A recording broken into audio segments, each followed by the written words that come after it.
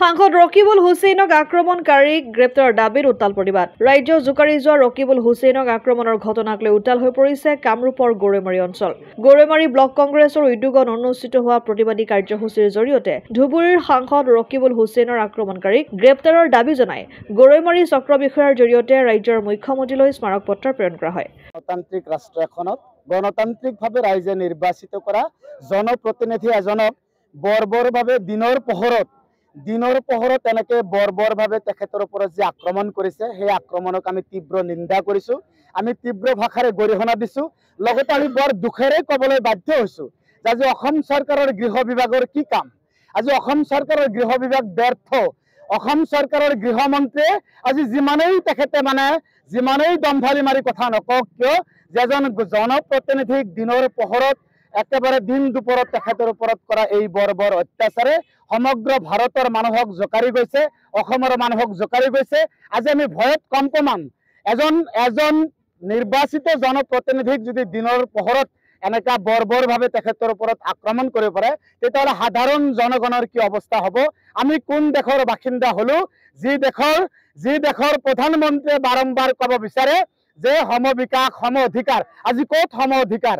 আজি সম অধিকাৰ বোলা কোনো একো নাই। আমি তীব্ৰ ভাষাৰে গৰিহণা দিছোঁ। অসমৰ মাটিত আজি ৰকিবুল হুছেইনক এনেকৈ আঘাত কৰাৰ লগে লগে যে ৰকিবুল হুছেইন আজি অসমৰ কণ্ঠ, ৰকিবুল হুছেইন ধুবুৰীৰ সাংসদ, তেখেতৰ ওপৰত কৰা এই বৰ্বৰ অত্যাচাৰৰ জৰিয়তে তেখেতসকলে হয়তো বুজাব বিচাৰিছে ৰকিবুলৰ ওপৰত আক্ৰমণ কৰিলে অসমৰ সংখ্যালঘু সম্প্ৰদায় কি জানিবা ভয়ত পেপোৱা লাগি ৰাজপথত ওলাই নাহিব। ৰকিবুল হুছেইনক আক্ৰমণ কৰা সেই আততায়ীসকলক, সেই দুষ্কৃতিকাৰীক যেতিয়ালৈকে আইনৰ আওতাত, তদন্তৰ আওতাত তেখেতসকলক যেতিয়ালৈকে গ্ৰেপ্তাৰ কৰি ৰঙা ঘৰৰ আলহী নবনায় তেতিয়ালৈকে আমি ভাৰতীয় জাতীয় কংগ্ৰেছ দলৰ সৈনিকসকল আমি কেতিয়াও হাত সাৱটি বহি নাথাকো। আমি ৰাজপথত ওলাইছো। আমি আন্দোলন ইয়াতকৈ আৰু আগুৱাই লৈ যাম। আমি বিচাৰো ৰকিবুল হুছেইন ডাঙৰীয়াৰ নিৰাপত্তা কটকটীয়া কৰক।